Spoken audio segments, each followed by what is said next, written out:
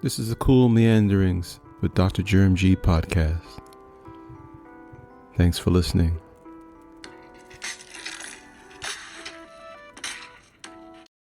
Welcome back, listeners. This is Cool Meanderings with Dr. Germ G. I'm the host, Dr. Germ G. Thanks so much for listening. It's been a minute since I've picked up the mic. I've been trying out different ventures. Some have been more successful than others. But I am still an aspiring writer. It's coming. I promise it is. But I still blog, so I do actually write. I have one of my blogs. It's called The Pandemic Pushup. thepandemicpushup.com. It's a health wellness blog. But I'm on the podcast today because I want to talk a little bit about this scandal, this controversy surrounding the NFL draft. The NFL draft has been interesting, but perhaps even more scintillating, I think, is the controversy between the New England Patriots football coach, Mike Vrabel, and until very recently, a reporter, an NFL insider, senior NFL insider and reporter for The Athletic, Dianna Russini, who also used to be an analyst for ESPN. But basically, these two were caught at the Ambient Sedona Hotel in Arizona in late March. There are pictures that surfaced, the two of them having intimate moments in the hot tub and dancing and all this other stuff. Well, when the photos came out a few weeks ago, they initially denied it. Understandably so. I mean, most people probably would. But then it didn't go away. And suddenly, Russini, who is a reporter, she is one of the few legitimate reporters that are left, in my opinion. A lot nowadays, most of the media is consumed by analysts and opinion makers. But she was an actual reporter and someone who could go in and get inside information that most reporters couldn't, or those that are still hanging on couldn't get, presumably. Anyway, so obviously, well, maybe not obviously, but in the journalism field, the issue of your credibility as a fact finder and a fact dispenser is critical. I mean, that's your currency for being able to navigate in that field. So it came into question, but The Athletic, which is owned by the New York Times, backed her initially. I mean, they came out with a statement and backed her completely. But then they asked her at some point to produce evidence that it wasn't what the photo suggested, and that, they were there, Vrable and Russini were there with other friends, which is what they sort of intimated as a cover. But then Russini wasn't able to produce any information, I guess. I don't know for sure, but my understanding is that she wasn't able to produce the information that The Athletic was asking for. They wanted some evidence that, she wasn't there with just Vrable, but with friends, and she couldn't produce it. Like, just basic stuff. From my understanding, I don't know if this is what the pundits are saying online. And anyway, long story short, because it's already out there, Russini ended up resigning before waiting for her contract to expire in June. It was probably up for renewal. I can't imagine why it wouldn't be before all this came down. I mean, she's an excellent reporter, a great storyteller, dynamic in front of the camera. So I don't know. And obviously, Vrable is a charismatic leader of NFL players, and he was a great NFL player, an exceptional coach who's won a lot of games, took the New England Patriots to the Super Bowl after they were one of the worst teams the season prior. So they both are highly successful, highly motivated people who, I guess, found each other and made a connection that was more than professional. Long story short, though, this thing spiraled out of control because not only do you get these photos from March of 2026, but then I guess Vrable decided to give a short press conference 2 days before the draft suggesting that he's had some difficult conversations with his family and the organization, his players. And basically, he decided that he was going to take a break on the third day of the draft. So he would miss the latter rounds, I guess rounds 4 through 7. But, I mean, it's the Patriots. They have such an infrastructure that, my guess is, I don't know. I'm guessing here, but he's taking a break to do some counseling, but I'm sure that he'll be able to reach them. I mean, this is 2026. He can teleworking is not that difficult. I mean, I'm sorry, it isn't. I mean, the number one pick of the draft, Fernando Mendoza, wasn't even in Pittsburgh for the draft. He was with his family. So, I mean, but this isn't novel. This is, listen, the point is that it just creates a situation where there's more speculation.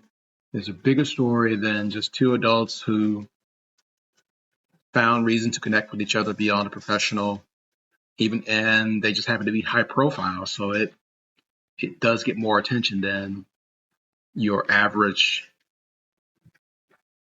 adulting situation. We'll call it adulting situations. Two consenting adults decide to engage in a situation. They may be committed to other people, but it happens. It happens. But these two are high-profile people. We live in an age where everything is in the spotlight, and we crave stories where our leaders, the people that we look at, sometimes have these blemishes or, weak spots. We crave that because I think it helps to humanize them. And for some of us, it adds a little bit of flair to our lives.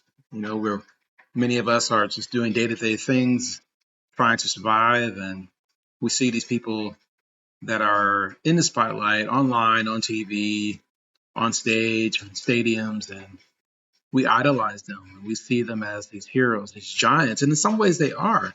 But at the end of the day, they're still people. But when these heroes, these figures, these giants stumble, for some of us, it is captivating.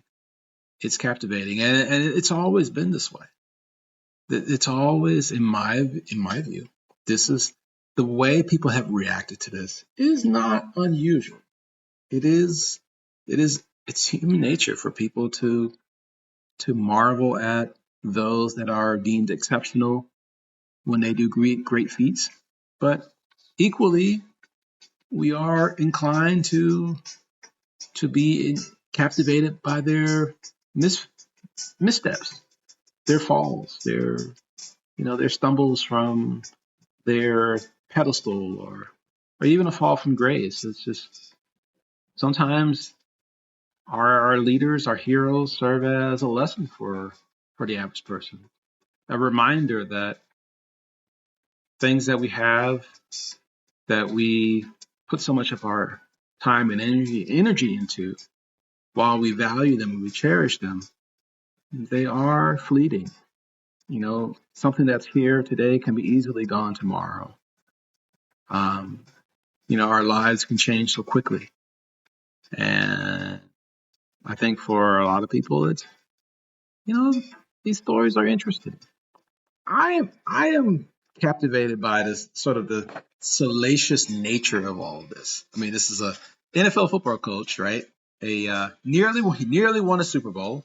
I mean, okay, they were never going to win that Super Bowl against the Seahawks, but it was close for a brief time, but still, he led. Mike Vrabel led the team that he once played for, he played for in 3 Super Bowls, I believe 3. I'm not sure. Did he play in the 4th one when they lost to the Giants? I know he played in the 3 where they three-peated.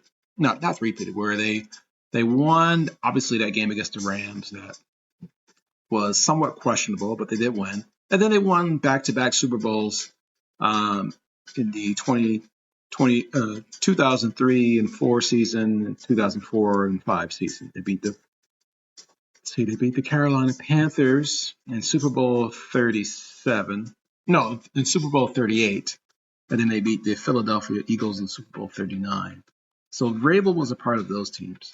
And you know what? I think Vrabel was a part of that team that lost the 1997 Patriots team that lost to the Green Bay Packers when Bill Parcells was the coach.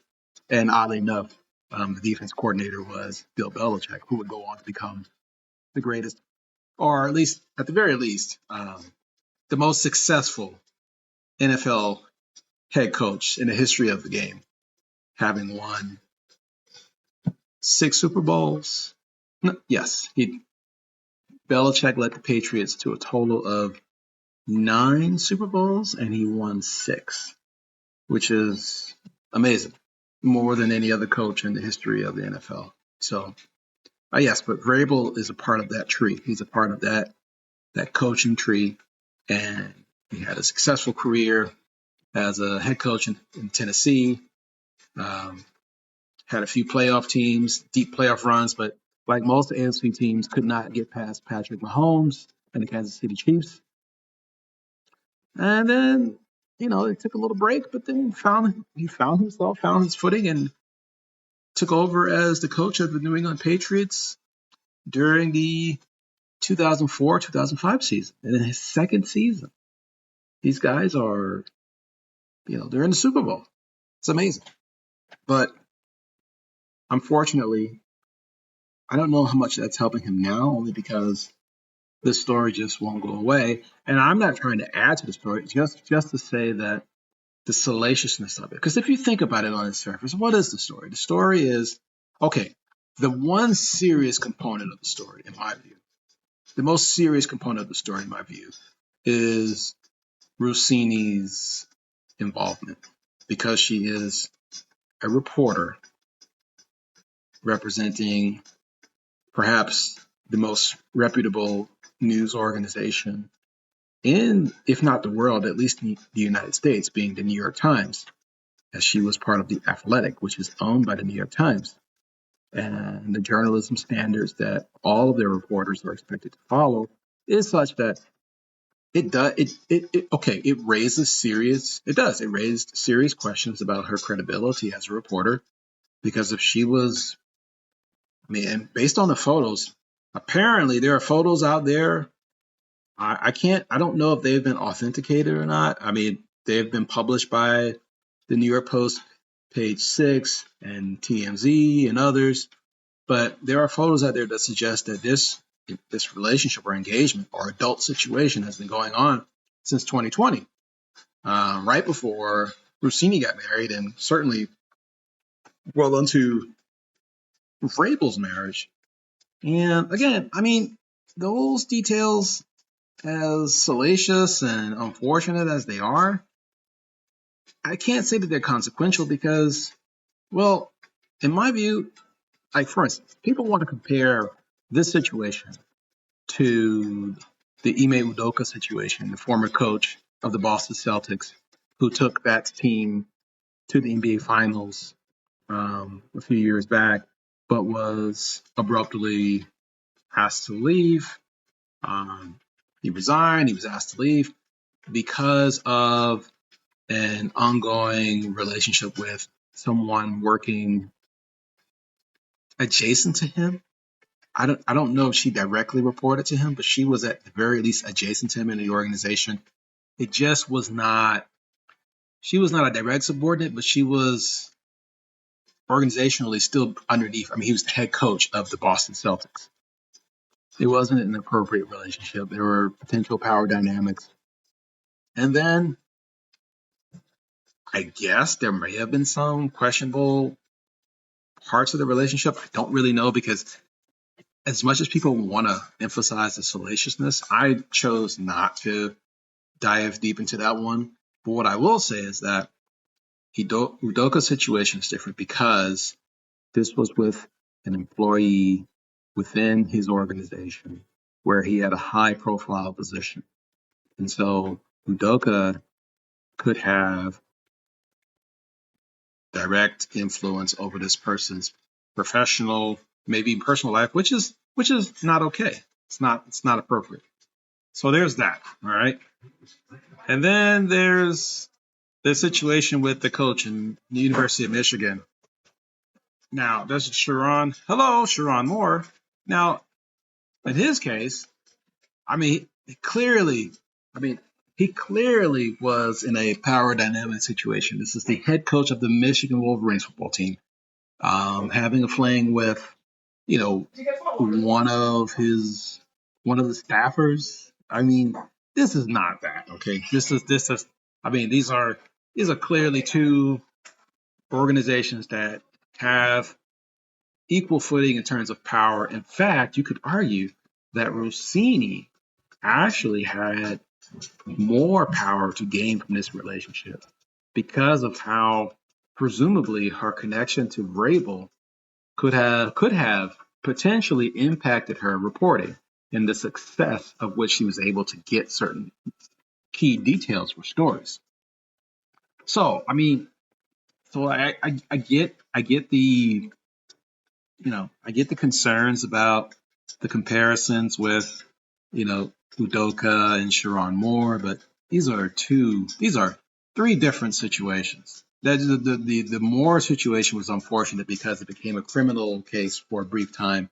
So that's a completely different matter from Udoka's situation and definitely from this one. This one is just, look, they were canoodling and whatever else they were doing, and it kind of got out there. I mean, that's what it looks like. I mean, look, I don't know, but this is how it looks. I mean, and Vrable has gone as far as to say that he's had to have difficult conversations, and he looked embarrassed and saying so. Then you look at the pictures, and I mean, I guess it's him. It could be him from that, from in 2020 with Rossini in a bar in New York City. It looks like he was kissing her. That's what the photos suggest. They're out there, and then there was one where they were in Biloxi, Mississippi in 2021 or 2022. So I mean, listen, okay, they've had a thing for a while. So yes, for people in the journalism field to say, hey, we need to go back and look at Rossini's work to see if any of this had an impact on her ability to navigate as an insider. That's fair game. That's fair. For Vrable, it's a slippery slope. I mean, it doesn't. I think, in my opinion, I think Vrabel's situation will come down to his players. I think the players will determine the fate of Mike Vrabel.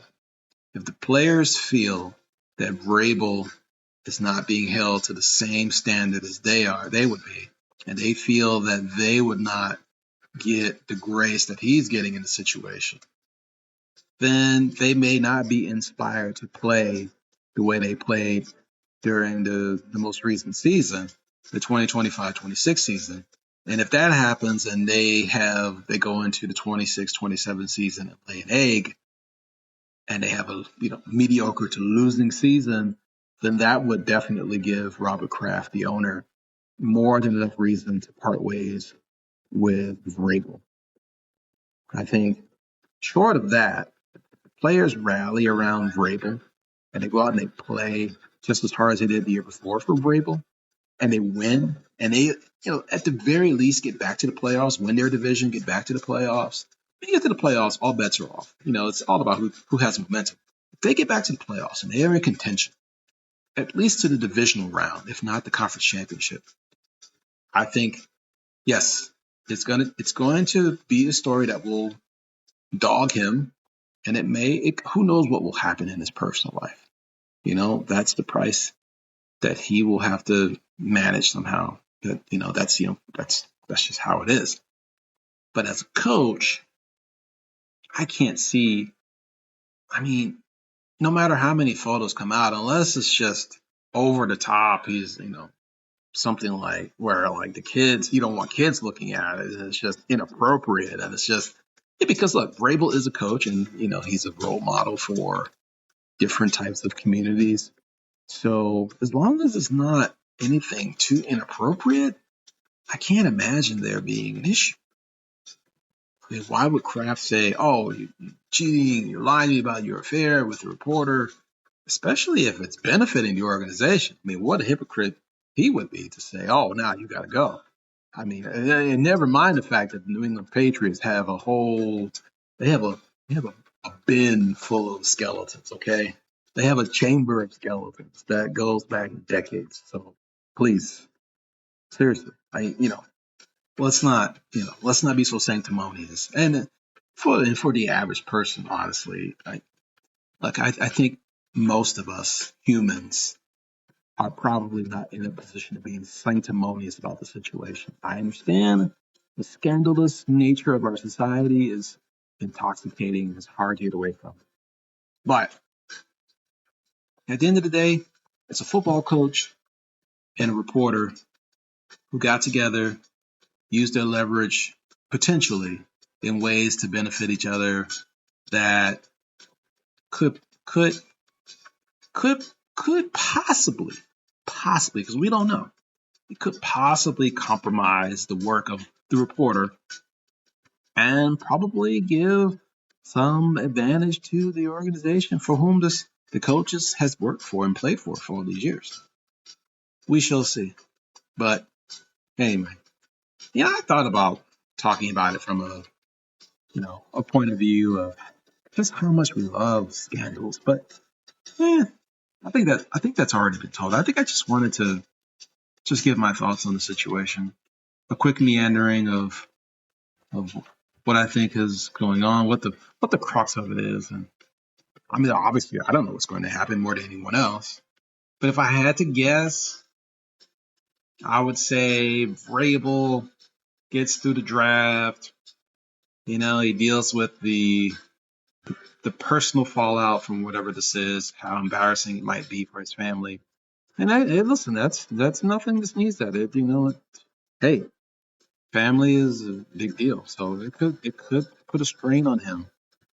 So long as it doesn't affect his ability to coach his team, so long as the team responds to him, they respond to him in practice, they respond to him in meetings, and that translates to wins. I mean, look, I'm sure there's going to be some guys that are going to sort of bring it up in impromptu moments. I mean, it's just the nature of human interaction. But at the end of the day, can he get these guys to collectively get together and focus on the mission of getting back to the Super Bowl and winning? That is the ultimate question for Mike Vrabel. Can he get that done in light of all of this?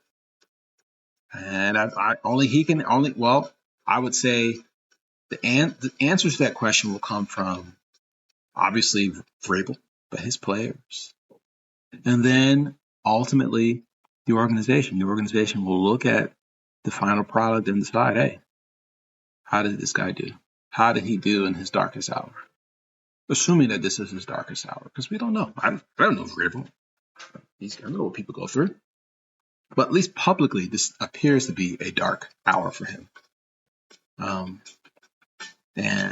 the fallout from a family point of view could be rough.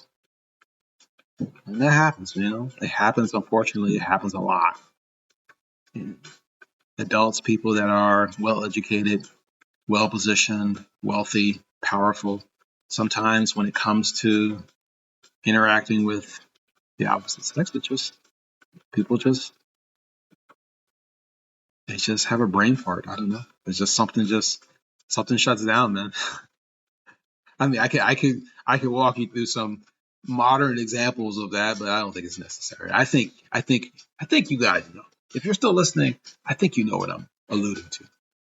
And there are plenty of examples out there in our society of public figures and different realms of our society that, hey man, for one reason or another, something just clicked with somebody else, and they may have been committed in a committed relationship, a family person, and it happens, man.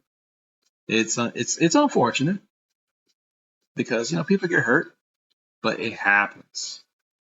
It happens. And I would just say it's okay that you're entertained by it. Just know that the reason why, in my view, you're entertained is because you idolize these people. You think they're awesome. And when you see their weaknesses, it's captivating. It's captivating to say, oh, my hero. Obviously, you're not calling him a hero, but that's what it is. Your hero has this unusual weakness. I've never seen them like that before. Oh my God. They did what? Really? Oh no. Yeah. We can't help it. That's just our nature. But you know what? Let's see how this thing plays out. I would think that we probably had enough of the photo dump.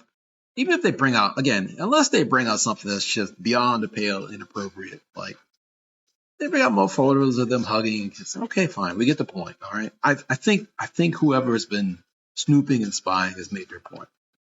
Let's see what happens. I'm very curious. Man, the draft was okay. Players went where you thought they would go in most cases. We'll see what happens with Mendoza and the Raiders, given that they have Ashton Gentry and they have Bowers from Georgia at the tight end. They still have Crosby on the defensive side. They have an offensive-minded coach now, and Kubiak. The Raiders will be interesting. Maybe not this year, but the year after. We'll see. The Giants had a nice haul of players. Let's see what they do with it, though. I mean, they have John Harbaugh as a new coach. I mean, let's see what. I'm sure they're going to be great on defense and in the trenches. The question is, do they have their quarterback? We'll find out. Other than that, I mean, my team, 49ers, I think Coach Shanahan is just, I think he's had it. He's like, look, we've got to win. I agree with him. I think the window for the Niners is closing. At least this era of the 49ers is closing soon. So hopefully they figure it out. Wow. I'm looking at this picture. There's a picture of Russini and Vrable at the Sedona Hotel in Arizona. It's a nice picture. They look good together, I have to say. They're both handsome. Well, he's a handsome man and she's a attractive lady. Yeah. Yeah. These things happen. Look at these two. There's a picture of them from an interview in 2020. Oh, wow. Okay, the same year where they supposedly were in Manhattan. Interesting. Yeah. Well, that's a shame, but I understand. It happens. Life happens. Just remember that. Life happens, okay? It happens. Things happen, okay? Wherever you are listening in the world, if you're still listening, thank you for doing so. Just remember that life happens, okay? Things happen. People are people. We all want the same thing, maybe a little differently. We all put our shoes on one at a time. People are people, okay? Just remember that. Some of them are attractive to others, yes. These two are definitely attractive. Huh? And charismatic. Huh? Oh well. Hey, thanks again for listening. Hope you come back and listen in the future, because I'll be back with more meandering soon. Until then, I'm out.